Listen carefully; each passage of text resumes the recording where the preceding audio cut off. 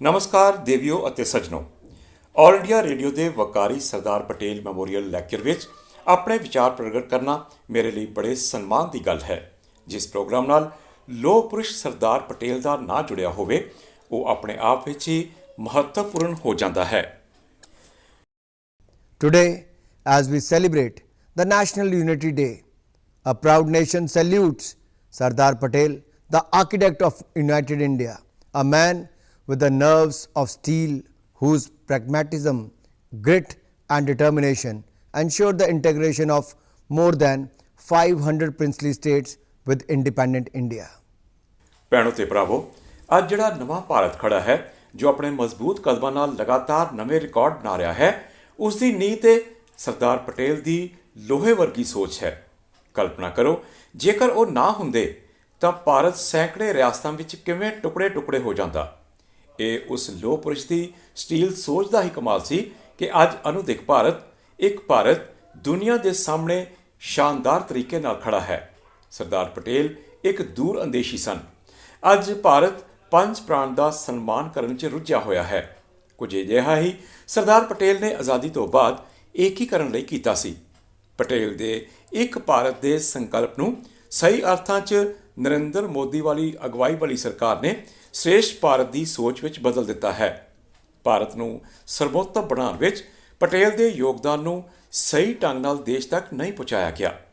ਅਤੀਤ ਵਿੱਚ ਸਿਰਫ ਇੱਕ ਹੀ ਪਰਿਵਾਰ ਸੀ, ਉਹਨੂੰ ਇਸ ਤਰ੍ਹਾਂ ਸਨਮਾਨਿਤ ਕੀਤਾ ਗਿਆ ਜਿਵੇਂ ਸਾਰੀ ਆਜ਼ਾਦੀ ਦੀ ਲਹਿਰ ਇੱਕੋ ਪਰਿਵਾਰ ਨੇ ਲੜੀ ਸੀ। ਪਰ ਇਤਿਹਾਸ ਗਵਾਹ ਹੈ ਜਿਸ ਥਾਂ ਤੇ ਉਸ ਪਰਿਵਾਰ ਨੇ ਹੱਥ ਪਾਇਆ ਉਹ ਹਿੱਸਾ ਸਹੀ ਅਰਥਾਂ ਵਿੱਚ ਦੇਸ਼ ਦਾ ਹਿੱਸਾ ਨਹੀਂ ਬਣ ਸਕਿਆ। ਜੰਮੂ ਕਸ਼ਮੀਰ ਦੇ ਹਾਲਾਤ ਇਸ ਦੀ ਮਿਸਾਲ ਬਣ ਚੁੱਕੇ ਹਨ। ਜੰਮੂ ਕਸ਼ਮੀਰ ਦਾ ਰਲੇਵਾਂ ਦੇਸ਼ ਪਟੇਲ ਨੂੰ ਵਾਰ-ਵਾਰ ਯਾਦ ਕਰਦਾ ਹੈ। ਵਿਸ਼ੇਸ਼ ਤੌਰ ਤੇ ਜੰਮੂ ਕਸ਼ਮੀਰ ਦੇ ਵਿਲੇਅ ਨੂੰ ਲੈ ਕੇ ਜਿਸ ਦੀ ਜ਼ਿੰਮੇਵਾਰੀ ਉਦੋਂ ਦੇ ਪ੍ਰਧਾਨ ਮੰਤਰੀ ਪੰਡਿਤ ਨਹਿਰੂ ਨੇ ਲਈ ਸੀ। ਇਸ ਮੁੱਦੇ ਤੇ ਦੋਵਾਂ ਦੇ ਵਿਚਾਰਾਂ ਤੇ ਲਗਾਤਾਰ ਬਹਿਸ ਹੋ ਰਹੀ ਹੈ। ਸੰਵਿਧਾਨ ਦੀ ਧਾਰਾ 370 ਜੰਮੂ ਕਸ਼ਮੀਰ ਦੇ ਭਾਰਤ ਵਿੱਚ ਅਸਲ ਏਕੀਕਰਨ ਵਿੱਚ ਵੱਡੀ ਰੁਕਾਵਟ ਰਹੀ ਹੈ। Ladies and gentlemen, today we are connected through the medium of All India Radio. What will be the role of India's public broadcaster in future India? What will be its form and shape? For this, also the foundation was laid by none other than Sardar Patel. Media is revered as the fourth pillar of democracy. This is also the contribution of Sardar Patel. Shaping up the media policy of independent India has been one of the major contributions. He was also the first information and broadcasting minister of the country. Today, as the information broadcasting minister, I can say Sardar Patel's vision is reflected in the role of Prasar Bharati, India's public broadcaster as well. The Iron Man of India was a firm believer that radio is the vehicle of national unity. ਤੁਸੀਂ ਜਾਣਦੇ ਹੋ ਕਿ ਆਜ਼ਾਦੀ ਤੋਂ ਪਹਿਲਾਂ ਭਾਰਤ ਵਿੱਚ ਸਿਰਫ 9 radio station ਸਨ। ਭਾਰਤ ਦੀ ਵੰਡ ਤੋਂ ਬਾਅਦ ਸਿਰਫ 6 ਦਿੱਲੀ, ਮਦਰਾਸ, ਬੰਬੇ, ਕਲਕੱਤਾ, ਲਖਨਊ ਤੇ ਤ੍ਰਿਚਾਪਲੀ ਭਾਰਤ ਦੇ ਹਿੱਸੇ ਆਏ। ਇਹ ਪਟੇਲ ਸਨ। ਉਦੋਂ ਕੌਣ ਸਨ? ਰੇਡੀਓ ਦੇ ਤੇਜ਼ੀ ਨਾਲ ਵਿਸਥਾਰ ਦੀ ਯੋਜਨਾ ਬਣਾਈ ਗਈ ਸੀ ਤੇ ਇਸ ਦੇ ਤਹਿਤ ਆਜ਼ਾਦ ਭਾਰਤ ਵਿੱਚ 4 ਨਵੰਬਰ 1948 ਨੂੰ ਨਾਗਪੁਰ ਵਿੱਚ ਆਜ਼ਾਦ ਭਾਰਤ ਦਾ ਪਹਿਲਾ ਰੇਡੀਓ ਸਟੇਸ਼ਨ ਸ਼ੁਰੂ ਕੀਤਾ ਗਿਆ ਸੀ। ਆਇਰਨ ਮੈਨ ਦੇ ਨਿਰਦੇਸ਼ਨ ਹੇਠ ਜਲੰਧਰ, ਜੰਮੂ, ਪਟਨਾ, ਕਟਕ, ਗੁਹਾਟੀ, ਨਾਗਪੁਰ, ਵਿਜੇਵਾੜਾ, ਸ੍ਰੀਨਗਰ, ਇਲਾਹਾਬਾਦ, ਅਹਿਮਦਾਬਾਦ, ਧਾਰਵਾੜ ਤੇ ਕੋਜ਼ੀਕੋਡ ਵਿੱਚ ਰੇਡੀਓ ਸਟੇਸ਼ਨ ਸਥਾਪਿਤ ਕੀਤੇ ਗਏ। ਪਟੇਲ ਰੇਡੀਓ ਨੂੰ ਵਿਦੇਸ਼ੀ ਕੂਟਨੀਤੀ ਦਾ ਇੱਕ ਵੱਡਾ ਸਾਧਨ ਮੰਨਦੇ ਸਨ। ਇਸ ਲਈ ਉਹਨਾਂ ਨੇ ਵਿਦੇਸ਼ੀ ਭਾਸ਼ਾਵਾਂ ਵਿੱਚ ਰੇਡੀਓ ਪ੍ਰਸਾਰਣ ਦੀ ਯੋਜਨਾ ਬਣਾਈ। ਆਜ਼ਾਦੀ ਤੋਂ ਪਹਿਲਾਂ ਵਿਦੇਸ਼ੀ ਪ੍ਰਸਾਰਣ ਕੇਵਲ ਪਸ਼ਤੋ ਵਿੱਚ ਹੁੰਦਾ ਸੀ। ਅੱਜ ਆਕਾਸ਼ਵਾਣੀ ਦਾ ਵਿਦੇਸ਼ੀ ਸੇਵਾ ਵਿਭਾਗ 12 ਭਾਸ਼ਾਵਾਂ ਵਿੱਚ ਸਰਦਾਰ ਪਟੇਲ ਦੀ ਪ੍ਰੇਰਣਾ ਨਾਲ 12 ਵਿਦੇਸ਼ੀ ਭਾਸ਼ਾਵਾਂ ਵਿੱਚ ਪ੍ਰਸਾਰ ਕਰ ਰਿਹਾ ਹੈ। ਸਰਦਾਰ ਪਟੇਲ ਦੀ ਪ੍ਰੇਰਣਾ ਨਾਲ 12 ਵਿਦੇਸ਼ੀ ਭਾਸ਼ਾਵਾਂ ਦਾ ਪ੍ਰਸਾਰ ਕਰ ਰਿਹਾ ਹੈ, ਜਿਸ ਰਾਹੀਂ ਵਿਸ਼ਵ ਭਰ ਵਿੱਚ ਭਾਰਤੀ ਸੰਸਕ੍ਰਿਤੀ ਤੇ ਖਬਰਾਂ ਦਾ ਪ੍ਰਸਾਰਣ ਕੀਤਾ ਜਾ ਰਿਹਾ ਹੈ। ਰੇਡੀਓ ਦੀ ਭੂਮਿਕਾ ਨੂੰ ਉਹ ਕਿਵੇਂ ਦੇਖਦੇ ਸੀ, ਇਸ ਦੇ ਲਈ ਤੁਸੀਂ ਦੇਖ ਸਕਦੇ ਹੋ ਨਾਗਪੁਰ ਰੇਡੀਓ ਸਟੇਸ਼ਨ ਦੇ ਉਦਘਾਟਨ ਮੌਕੇ ਉਹਨਾਂ ਦਾ ਭਾਸ਼ਣ ਸੁਣ ਸਕਦੇ ਹੋ। 4 ਨਵੰਬਰ 1948 ਨੂੰ ਇਸ ਰੇਡੀਓ ਸਟੇਸ਼ਨ ਦਾ ਉਦਘਾਟਨ ਕਰਦੇ ਹੋਏ ਪਟੇਲ ਨੇ ਕਿਹਾ ਸੀ, ਮੇਰਾ ਮੰਨਣਾ ਹੈ ਕਿ ਆਲ ਇੰਡੀਆ ਰੇਡੀਓ ਸੰਚਾਰ ਦਾ ਸਭ ਤੋਂ ਸ਼ਕਤੀਸ਼ਾਲੀ ਤੇ ਭਰੋਸੇਮੰਦ ਮਾਧਿਅਮ ਹੈ। ਰੇਡੀਓ ਦੇਸ਼ ਦੀ ਏਕਤਾ ਤੇ ਵਿਕਾਸ ਵਿੱਚ ਅਹਿਮ ਭੂਮਿਕਾ ਨਿਭਾਏਗਾ। ਰੇਡੀਓ ਦੇ ਇਸ ਮਹੱਤਵ ਨੂੰ ਧਿਆਨ ਵਿੱਚ ਰੱਖਦੇ ਹੋਏ ਇਸ ਦੇ ਤੇਜ਼ੀ ਨਾਲ ਵਿਸਥਾਰ ਦੀ ਯੋਜਨਾ ਬਣਾਈ ਗਈ ਹੈ। ਇਸ ਲਈ ਲੋੜੀਂਦਾ ਤਕਨੀਕੀ ਸਮਾਨ ਵਿਦੇਸ਼ਾਂ ਤੋਂ ਮੰਗਵਾਇਆ ਜਾ ਰਿਹਾ ਹੈ। ਇਨ੍ਹਾਂ ਵਸਤਾਂ ਦੀ ਆਮਦ ਵਿੱਚ ਦੇਰੀ ਹੋਵੇਗੀ, ਫਿਰ ਵੀ ਰੇਡੀਓ ਦਾ ਤੇਜ਼ੀ ਨਾਲ ਵਿਸਥਾਰ ਕੀਤਾ ਜਾਵੇਗਾ। ਇਸ ਮੌਕੇ ਮੈਂ ਜਾਗਰੂਕ ਲੋਕਾਂ ਨੂੰ ਅਪੀਲ ਕਰਦਾ ਹਾਂ ਕਿ ਉਹ ਰੇਡੀਓ ਰਾਹੀਂ ਆਮ ਲੋਕਾਂ ਨੂੰ ਸੁਖਾਲਾ ਬਣਾਉਣ ਲਈ ਯਤਨ ਕਰਨ। ਭੈਣੋ ਤੇ ਭਰਾਵੋ, ਸਰਦਾਰ ਪਟੇਲ ਬਹੁਤ ਦੂਰ ਅੰਦੇਸ਼ੀ ਸਨ। ਇਹ ਦੇਸ਼ ਦੀ ਬਦਕਿਸਮਤੀ ਸੀ ਕਿ ਉਹਨਾਂ ਨੂੰ ਆਜ਼ਾਦ ਭਾਰਤ ਨੂੰ ਸਜਾਉਣ ਦਾ ਮੌਕਾ ਘੱਟ ਹੀ ਮਿਲਿਆ। ਆਜ਼ਾਦੀ ਤੋਂ ਤੁਰੰਤ ਬਾਅਦ ਉਸ ਸਮੇਂ ਦੇ ਨੇਤਾਵਾਂ ਨੇ ਚੀਨ ਨੂੰ ਲੈ ਕੇ ਕੁਝ ਗਲਤੀਆਂ ਕੀਤੀਆਂ। ਸਰਦਾਰ ਪਟੇਲ ਸਮਝ ਰਹੇ ਸਨ ਉਹ ਚੀਨ ਦੇ ਭਵਿੱਖ ਦਾ ਖਤਰਾ ਦੇਖ ਰਹੇ ਸਨ। ਇਹ ਵੱਖਰੀ ਗੱਲ ਹੈ ਕਿ ਸਾਡੇ ਪ੍ਰਧਾਨ ਮੰਤਰੀ ਨਰਿੰਦਰ ਮੋਦੀ ਨੇ ਉਹਨਾਂ ਗਲਤੀਆਂ ਨੂੰ ਸੁਧਾਰਨ ਦੀ ਕੋਸ਼ਿਸ਼ ਕੀਤੀ ਹੈ। ਸਾਡੀਆਂ ਫੌਜਾਂ ਨੇ ਚੀਨ ਨੂੰ ਇੱਕ ਜ਼ਬਰਦਸਤ ਜਵਾਬ ਦਿੱਤਾ ਹੈ। ਇਸ ਮੌਕੇ ਤੇ ਸਰਦਾਰ ਪਟੇਲ ਦੇ ਉਹਨਾਂ ਸ਼ਬਦਾਂ ਨੂੰ ਸਾਨੂੰ ਯਾਦ ਕਰਨਾ ਚਾਹੀਦਾ ਹੈ ਜੋ ਉਹਨਾਂ ਨੇ ਚੀਨ ਦੀਆਂ ਨੀਤੀਆਂ ਬਾਰੇ ਕਹੇ ਸਨ। 7 ਨਵੰਬਰ 1948 ਨੂੰ ਉਹਨਾਂ ਨੇ ਤਤਕਾਲੀ ਪ੍ਰਧਾਨ ਮੰਤਰੀ ਜਵਾਹਰ ਲਾਲ ਨਹਿਰੂ ਨੂੰ ਚਿੱਠੀ ਲਿਖੀ ਸੀ। ਮੈਂ ਇਸ ਚਿੱਠੀ ਦੇ ਕੁਝ ਅੰਸ਼ ਦੇ ਰਿਹਾ ਹਾਂ। ਪਟੇਲ ਨੇ ਚਿੱਠੀ 'ਚ ਲਿਖਿਆ ਸੀ, ਚੀਨੀ ਸਰਕਾਰ ਨੇ ਸ਼ਾਂਤੀਪੂਰਨ ਇਰਾਦਿਆਂ ਦੇ ਐਲਾਨਾਂ ਨਾਲ ਸਾਨੂੰ ਗੁੰਮਰਾਹ ਕਰਨ ਦੀ ਕੋਸ਼ਿਸ਼ ਕੀਤੀ ਹੈ। ਅਫਸੋਸ ਦੀ ਗੱਲ ਇਹ ਹੈ ਕਿ ਤਿੱਬਤੀਆਂ ਨੇ ਸਾਡੇ ਤੇ ਭਰੋਸਾ ਕੀਤਾ ਤੇ ਸਾਡੇ ਮਾਰਗਦਰਸ਼ਨ ਤੇ ਚੱਲਣ ਦੀ ਚੋਣ ਕੀਤੀ ਤੇ ਅਸੀਂ ਉਹਨਾਂ ਨੂੰ ਚੀਨੀ ਕੂਟਨੀਤੀ ਦੇ ਜਾਲ ਤੋਂ ਬਾਹਰ ਕੱਢਣ 'ਚ ਅਸਮਰੱਥ ਰਹੇ ਹਾਂ। ਇਤਿਹਾਸ ਗਵਾਹ ਹੈ ਕਿ ਉਹਨਾਂ ਦੀਆਂ ਚੇਤਾਵਨੀਆਂ ਨੂੰ ਨਜ਼ਰਅੰਦਾਜ਼ ਕੀਤਾ ਗਿਆ ਅਤੇ ਫਿਰ 1962 ਵਿੱਚ ਜੋ ਹੋਇਆ ਇਹ ਇਤਿਹਾਸ ਵਿੱਚ ਦਰਜ ਹੈ। ਪਰ ਹੁਣ ਸਥਿਤੀ ਬਦਲ ਗਈ ਹੈ। ਸਾਡੀ ਸਰਕਾਰ ਨੂੰ ਪਟੇਲ ਦੇ ਇਹ ਸ਼ਬਦ ਹਰ ਪਲ ਯਾਦ ਹਨ। ਇਹੀ ਕਾਰਨ ਹੈ ਕਿ ਕੋਈ ਵੀ ਹੁਣ ਭਾਰਤ ਵੱਲ ਦੇਖਣ ਦੀ ਹਿੰਮਤ ਨਹੀਂ ਕਰ ਸਕਦਾ। ਦੋਸਤੋ, ਸਰਦਾਰ ਪਟੇਲ ਦੇ ਹੁੰਦਿਆਂ ਹੀ ਹੈਦਰਾਬਾਦ ਵਿੱਚ ਦਹਿਸ਼ਤ ਦੀ ਸਾਜ਼ਿਸ਼ ਰਚੀ ਗਈ ਅਤੇ ਅੱਗੇ ਨਕਸਲਵਾਦ ਵੀ ਦੇਸ਼ ਲਈ ਇੱਕ ਵੱਡੀ ਸਮੱਸਿਆ ਦੇ ਰੂਪ ਵਿੱਚ ਉੱਭਰਿਆ। ਜੰਮੂ ਕਸ਼ਮੀਰ ਵਿੱਚ ਅੱਤਵਾਦੀ ਗਤੀਵਿਧੀਆਂ ਤੇ ਦੇਸ਼ ਦੇ ਕੁਝ ਹਿੱਸਿਆਂ ਵਿੱਚ ਖੱਬੇ ਪੱਖੀ ਕੱਟੜਪੰਥ ਨੇ ਬਹੁਤ ਸਾਰੇ ਨੌਜਵਾਨਾਂ ਨੂੰ ਗੁੰਮਰਾਹ ਕੀਤਾ ਹੈ। ਨਰਿੰਦਰ ਮੋਦੀ ਦੀ ਅਗਵਾਈ ਵਾਲੀ ਸਰਕਾਰ ਦਾ ਉਦੇਸ਼ ਨੌਜਵਾਨਾਂ ਨੂੰ ਗੁੰਮਰਾਹ ਕਰਨ ਤੋਂ ਬਚਾਉਣਾ ਹੈ ਅਤੇ ਦੇਸ਼ ਦੇ ਹਰ ਨਾਗਰਿਕ ਨੂੰ ਅੱਤਵਾਦੀਆਂ ਤੋਂ ਬਚਾਉਣ ਲਈ ਅਸੀਂ ਗੰਭੀਰ ਕਦਮ ਚੁੱਕ ਰਹੇ ਹਾਂ। ਇਸ ਦਾ ਅਸਰ ਇਹ ਹੋਇਆ ਹੈ ਕਿ ਹੁਣ ਖੱਬੇ ਪੱਖੀ ਕੱਟੜਵਾਦ ਕਾਬੂ ਹੇਠ ਹੈ। ਇਸ ਦਾ ਦਾਇਰਾ ਲਗਾਤਾਰ ਸੁੰਗੜਦਾ ਜਾ ਰਿਹਾ ਹੈ। ਸਤੰਬਰ ਦੇ ਮਹੀਨੇ ਅਸੀਂ ਦੇਖਿਆ ਕਿ ਕਿਵੇਂ ਝਾਰਖੰਡ ਅਤੇ ਛੱਤੀਸਗੜ੍ਹ ਦੀ ਸਰਹੱਦ ਤੇ ਸੁਰੱਖਿਆ ਬਲਾਂ ਨੇ ਖੱਬੇ ਪੱਖੀ ਅੱਤਵਾਦ ਮੁਕਤ ਭਾਰਤ ਦੀ ਕਲਪਨਾ ਕੀਤੀ। ਸੀਆਰਪੀਐਫ ਦੇ ਜਵਾਨਾਂ ਨੇ ਮਾਓਵਾਦੀ ਕੱਟੜਪੰਥੀਆਂ ਦੇ ਟਿਕਾਣਿਆਂ ਨੂੰ ਤਬਾਹ ਕਰਕੇ ਵੱਡੀ ਸਫਲਤਾ ਹਾਸਲ ਕੀਤੀ। ਜੰਮੂ ਕਸ਼ਮੀਰ ਦਾ ਅੱਤਵਾਦ ਵੀ ਹੁਣ ਕੰਟਰੋਲ ਵਿੱਚ ਹੈ। ਇਸ ਕਾਰਨ ਸੂਬੇ 'ਚ ਨਿਵੇਸ਼ ਵਧਿਆ ਹੈ। ਪਰ ਅੱਤਵਾਦ ਤੇ ਸਾਡੀ ਸਰਕਾਰ ਦੀਆਂ ਕਾਰਵਾਈਆਂ ਨੇ ਜੰਮੂ ਕਸ਼ਮੀਰ ਦੇ ਲੋਕਾਂ 'ਚ ਨਵਾਂ ਵਿਸ਼ਵਾਸ ਪੈਦਾ ਕੀਤਾ ਹੈ। ਲੋਕ ਸਰਕਾਰ ਦੇ ਨਾਲ ਖੜੇ ਹਨ। ਇੱਥੇ ਆਮ ਜਨਜੀਵਨ ਪਟੜੀ ਤੇ ਵਾਪਸ ਆ ਰਿਹਾ ਹੈ। ਕੁਝ ਸਾਲ ਪਹਿਲਾਂ ਤੱਕ ਜੰਮੂ ਕਸ਼ਮੀਰ ਵਿੱਚ ਤਿਰੰਗਾ ਫਹਿਰਾਉਣਾ ਸੋਚਣਾ ਵੀ ਮੁਸ਼ਕਿਲ ਸੀ। ਪਰ ਅੱਤਵਾਦ ਤੇ ਸਾਡੀ ਸਰਕਾਰ ਦੀਆਂ ਕਾਰਵਾਈਆਂ ਨੇ ਜੰਮੂ ਕਸ਼ਮੀਰ ਦੇ ਲੋਕਾਂ 'ਚ ਨਵਾਂ ਵਿਸ਼ਵਾਸ ਪੈਦਾ ਕੀਤਾ ਹੈ। ਲੋਕ ਸਰਕਾਰ ਦੇ ਨਾਲ ਖੜੇ ਹਨ। ਪ੍ਰਧਾਨ ਮੰਤਰੀ ਨੇ ਜਦੋਂ ਇਸ ਸਾਲ 15 ਅਗਸਤ ਨੂੰ ਹਰ ਘਰ ਤਿਰੰਗਾ ਲਹਿਰਾਉਣ ਦੀ ਅਪੀਲ ਕੀਤੀ ਸੀ, ਜੰਮੂ ਕਸ਼ਮੀਰ ਦੇ ਲੋਕ ਵੀ ਇਸ ਵਿੱਚ ਪੂਰੇ ਜੋਸ਼ ਨਾਲ ਸ਼ਾਮਲ ਹੋਏ। ਅਸੀਂ ਕਹਿ ਸਕਦੇ ਹਾਂ ਕਿ ਕੌਮੀ ਏਕਤਾ ਦੇ ਨਿਰਮਾਤਾ ਲੋਹ ਪੁਰਸ਼ ਨੂੰ ਸਾਡੀ ਸਰਕਾਰ ਦੀ ਇਹ ਨਿਮਰਤਾਪੂਰਨ ਸ਼ਰਧਾਂਜਲੀ ਹੈ। ਭੈਣੋ ਤੇ ਭਰਾਵੋ, ਆਜ਼ਾਦੀ ਦੇ ਕੁਝ ਸਾਲਾਂ ਬਾਅਦ ਉੱਤਰ ਪੂਰਬੀ ਕੱਟੜਪੰਥੀਆਂ ਦੇ ਨਿਸ਼ਾਨੇ ਤੇ ਰਿਹਾ ਹੈ। ਇਹ ਸਾਡੇ ਲਈ ਚਿੰਤਾ ਦਾ ਵਿਸ਼ਾ ਹੋਣਾ ਚਾਹੀਦਾ ਸੀ ਕਿ ਉਹ ਧਰਤੀ ਜਿੱਥੋਂ ਭਗਵਾਨ ਕ੍ਰਿਸ਼ਨ ਦੀ ਪਤਨੀ ਰੁਕਮਣੀ ਆਉਂਦੀ ਹੈ, ਉਸ ਉੱਤਰ ਪੂਰਬ ਦੀ ਧਰਤੀ ਹਿੰਸਾ ਦੇ ਪਰਛਾਵੇਂ ਵਿੱਚ ਪਲ ਰਹੀ ਸੀ। ਸਰਦਾਰ ਪਟੇਲ ਅਗਰ ਹੁੰਦੇ ਤਾਂ ਉੱਤਰ ਪੂਰਬੀ ਰਾਜਾਂ ਵਿੱਚ ਵਾਪਰ ਰਹੀਆਂ ਹਿੰਸਕ ਘਟਨਾਵਾਂ ਤੋਂ ਉਹਨਾਂ ਦਾ ਧਿਆਨ ਭਟਕ ਗਿਆ ਹੁੰਦਾ। ਸਾਲ 2014 ਵਿੱਚ ਕੇਂਦਰ ਵਿੱਚ ਸੱਤਾ ਸੰਭਾਲਦਿਆਂ ਹੀ ਨਰਿੰਦਰ ਮੋਦੀ ਦੀ ਸਰਕਾਰ ਨੇ ਫੈਸਲਾ ਕੀਤਾ ਕਿ ਅਸੀਂ ਪੂਰਬ ਨੂੰ ਸੰਭਾਲ ਕੇ ਉਹਨਾਂ ਨੂੰ ਮੁੱਖ ਧਾਰਾ ਵਿੱਚ ਲਿਆਉਣਾ ਹੈ, ਉੱਥੇ ਅੱਤਵਾਦ ਨੂੰ ਖਤਮ ਕਰਨਾ ਹੈ। ਇਸ ਸਿਲਸਿਲੇ ਵਿੱਚ ਅਸੀਂ ਨਾਗਾ ਸ਼ਾਂਤੀ ਸਮਝੌਤਾ ਕੀਤਾ। ਬੋਡੋਲੈਂਡ ਦੇ ਅੰਦੋਲਨਕਾਰੀਆਂ ਨਾਲ ਸਮਝੌਤਾ ਹੋਇਆ। ਉੱਤਰ ਪੂਰਬ ਨੂੰ ਰੇਲ ਨੈਟਵਰਕ ਨਾਲ ਜੋੜਨ ਦੀਆਂ ਤਿਆਰੀਆਂ ਜੰਗੀ ਪੱਧਰ ਤੇ ਚੱਲ ਰਹੀਆਂ ਹਨ। ਇਸ ਦਾ ਅਸਰ ਇਹ ਹੋਇਆ ਕਿ ਉੱਤਰ ਪੂਰਬ ਦੇ ਲੋਕ ਆਪਣੇ ਆਪ ਨੂੰ ਮੁੱਖ ਧਾਰਾ ਨਾਲ ਜੁੜੇ ਮਹਿਸੂਸ ਕਰ ਰਹੇ ਹਨ। ਸਾਡੀ ਸਰਕਾਰ ਹਰ ਘਰ ਜਲ ਦੀ ਯੋਜਨਾ ਜੋ ਕਿ ਸ਼ੁਰੂ ਕੀਤੀ ਗਈ ਸੀ, ਉੱਤਰ ਪੂਰਬ ਦੇ ਰਾਜਾਂ ਵਿੱਚ ਵੀ ਇਸ ਨੂੰ ਸਫਲਤਾਪੂਰਵਕ ਲਾਗੂ ਕੀਤਾ ਜਾ ਰਿਹਾ ਹੈ। ਹੁਣ ਉੱਤਰ ਪੂਰਬ ਦੀਆਂ ਸਾਡੀਆਂ ਮਾਵਾਂ ਭੈਣਾਂ ਨੂੰ ਪਾਣੀ ਲਈ ਪਹਾੜੀਆਂ ਤੋਂ ਹੇਠਾਂ ਨਹੀਂ ਆਉਣਾ ਪਵੇਗਾ। ਹੁਣ ਪਾਣੀ ਉਹਨਾਂ ਦੇ ਘਰ ਆਪੇ ਪਹੁੰਚ ਜਾਵੇਗਾ ਤੇ ਪਹੁੰਚ ਰਿਹਾ ਹੈ। Friends, Sardar Patel played an important role in the making of the Constitution. He had a dream that every citizen of the country should be empowered. He was the first Information Broadcasting Minister of India. It is a privilege that Honorable Prime Minister Shri Narendra Modi has given me the responsibility of this ministry. Sardar Patel wanted to see that every citizen of the country has the basic amenities of life. Under the dynamic leadership of our Prime Minister Narendra Modi, a series of measures has been taken. Banking the unbanked, the initiative of providing the banking facility to every citizen and the resultant financial inclusion has been a success story. Today, we have more than 47 crore Jan Dhan accounts across the country. More than 175 lakh crore rupees of hard-earned savings have been deposited in these accounts. Through these accounts, the benefits of the government schemes are reaching out directly to the people. ਦੋਸਤੋ, ਸਾਡਾ ਦੇਸ਼ ਖੇਤੀ ਕਿਸਾਨੀ ਵੱਲ ਰਿਹਾ ਹੈ। ਅੱਜ ਵੀ ਖੇਤੀ ਕਿਸਾਨ ਹੀ ਸਾਡੀ ਆਰਥਿਕਤਾ ਦੀ ਮੁੱਖ ਰੀੜ੍ਹ ਦੀ ਹੱਡੀ ਹੈ, ਪਰ ਕਿਸਾਨਾਂ ਦੀ ਸਹੀ ਮਾਇਨਿਆਂ 'ਚ ਪਰਵਾਹ ਨਹੀਂ ਕੀਤੀ ਗਈ।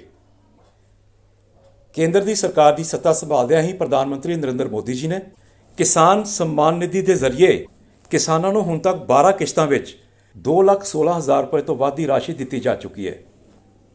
ਜੀ ਹਾਂ, 2,16,000 ਕਰੋੜ ਰੁਪਏ ਤੋਂ ਵੱਧ ਦੀ ਮਦਦ ਜਾਰੀ ਕੀਤੀ ਜਾ ਚੁੱਕੀ ਹੈ। ਇਸ ਨਾਲ ਕਿਸਾਨਾਂ ਦੀ ਜ਼ਿੰਦਗੀ 'ਚ ਖੁਸ਼ਹਾਲੀ ਲਿਆਉਣ ਵਿੱਚ ਮਦਦ ਕੀਤੀ ਜਾ ਰਹੀ ਹੈ। ਸਾਡੀ ਸਰਕਾਰ ਨੇ ਉਦਯੋਗੀਕਰਨ ਨੂੰ ਵਧਾਵਾ ਦੇਣ ਲਈ ਮੇਕ ਇਨ ਇੰਡੀਆ ਅਤੇ ਸਵੈ ਨਿਰਭਰ ਭਾਰਤ ਯੋਜਨਾਵਾਂ ਸ਼ੁਰੂ ਕੀਤੀਆਂ ਗਈਆਂ ਹਨ। ਪ੍ਰਧਾਨ ਮੰਤਰੀ ਨਰਿੰਦਰ ਮੋਦੀ ਜੀ ਦਾ ਸੁਪਨਾ ਹੈ ਕਿ ਦੇਸ਼ ਨੂੰ $5 ਟ੍ਰਿਲੀਅਨ ਦੀ ਅਰਥ ਵਿਵਸਥਾ ਬਣਾਉਣਾ। ਇਸ ਦੇ ਲਈ ਸਾਡੀ ਸਰਕਾਰ ਨੇ ਕਈ ਕਦਮ ਚੁੱਕੇ ਹਨ।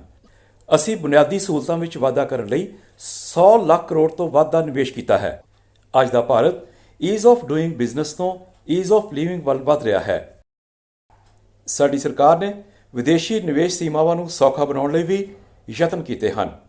ਮੇਕ ਇਨ ਇੰਡੀਆ ਨੂੰ ਉਤਸ਼ਾਹਿਤ ਕਰਨ ਲਈ ਕੱਚੇ ਮਾਲ ਤੇ ਕਸਟਮ ਡਿਊਟੀ ਘਟਾਉਣ ਅਤੇ ਤਿਆਰ ਮਾਲ ਤੇ ਦਰਾਮਦ ਕਸਟਮ ਡਿਊਟੀ ਵਧਾਉਣ ਲਈ ਵੀ ਕਦਮ ਚੁੱਕੇ ਗਏ ਹਨ।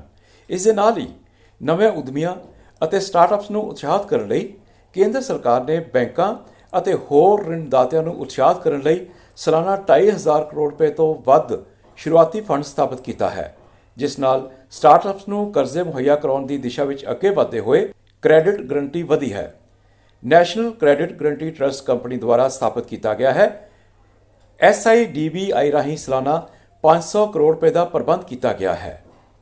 ਇਸ ਦੇ ਨਾਲ ਹੀ ਸਟਾਰਟਅਪਸ ਵਿੱਚ ਨਿਵੇਸ਼ ਨੂੰ ਉਤਸ਼ਾਹਿਤ ਕਰਨ ਲਈ ਉਹਨਾਂ ਨੂੰ ਪੂੰਜੀ ਲਾਭ ਵਿੱਚ ਛੋਟ ਦਿੱਤੀ ਗਈ ਹੈ। ਸਟਾਰਟਅਪਸ ਦੇ ਮੁਨਾਫਿਆਂ ਨੂੰ 3 ਸਾਲਾਂ ਲਈ ਟੈਕਸਾਂ ਤੋਂ ਛੋਟ ਦਿੱਤੀ ਗਈ ਹੈ। ਸਾਡੀ ਸਰਕਾਰ ਨੇ ਉਹਨਾਂ ਨੂੰ ਬਾਜ਼ਾਰ ਮੁੱਲ ਤੇ ਨਿਵੇਸ਼ ਵਿੱਚ ਟੈਕਸ ਛੋਟ ਵੀ ਦਿੱਤੀ ਹੈ। ਦੋਸਤੋ, ਇਸ ਦਾ ਪ੍ਰਭਾਵ ਇਹ ਹੈ ਕਿ ਅੱਜ ਭਾਰਤ ਅਮਰੀਕਾ ਤੇ ਚੀਨ ਤੋਂ ਬਾਅਦ ਦੁਨੀਆ ਦਾ ਤੀਜਾ ਸਟਾਰਟਅਪ ਕੇਂਦਰ ਬਣ ਗਿਆ ਹੈ। ਅੱਜ ਦੇਸ਼ ਵਿੱਚ 75,000 ਤੋਂ ਵੱਧ ਸਟਾਰਟਅਪ ਹਨ। ਇਹਨਾਂ 'ਚ 105 ਯੂਨੀਕੌਰਨ ਹਨ, ਜਿਨ੍ਹਾਂ ਵਿੱਚੋਂ 44 ਸਾਲ 2021 ਵਿੱਚ ਸਥਾਪਿਤ ਹੋ ਚੁੱਕੇ ਹਨ। ਯਾਨੀ ਕਿ ਤਬਾਹੀ ਦੇ ਸਮੇਂ ਵਿੱਚ ਵੀ ਭਾਰਤ ਦੇ 60 ਸਟਾਰਟਅਪਸ ਨੇ ਯੂਨੀਕੌਰਨ ਦਾ ਦਰਜਾ ਹਾਸਲ ਕੀਤਾ। ਦਿਲਚਸਪ ਗੱਲ ਇਹ ਹੈ ਕਿ IT, ਖੇਤੀਬਾੜੀ, ਹਵਾਬਾਜ਼ੀ, ਸਿੱਖਿਆ, ਊਰਜਾ, ਸਿਹਤ ਅਤੇ ਪੁਲਾੜ ਵਰਗੇ ਖੇਤਰਾਂ ਵਿੱਚ ਸਟਾਰਟਅਪਸ ਵੀ ਉੱਭਰ ਕੇ ਸਾਹਮਣੇ ਆਏ ਹਨ। ਜਦੋਂ ਦੁਨੀਆ ਦੀਆਂ ਅਰਥ ਵਿਵਸਥਾਵਾਂ ਡਗਮਗਾ ਰਹੀਆਂ ਸਨ, ਆਰਥਿਕ ਮੋਰਚੇ ਤੇ ਸਾਡੇ ਦ੍ਰਿੜ ਕਦਮਾਂ ਦੀ ਬਦੌਲਤ ਹੀ ਅਸੀਂ ਸਭ ਤੋਂ ਤੇਜ਼ੀ ਨਾਲ ਵਿਕਸਿਤ ਅਰਥ ਵਿਵਸਥਾ ਵਾਲਾ ਦੇਸ਼ ਬਣਨ ਵੱਲ ਵਧ ਰਹੇ ਹਾਂ।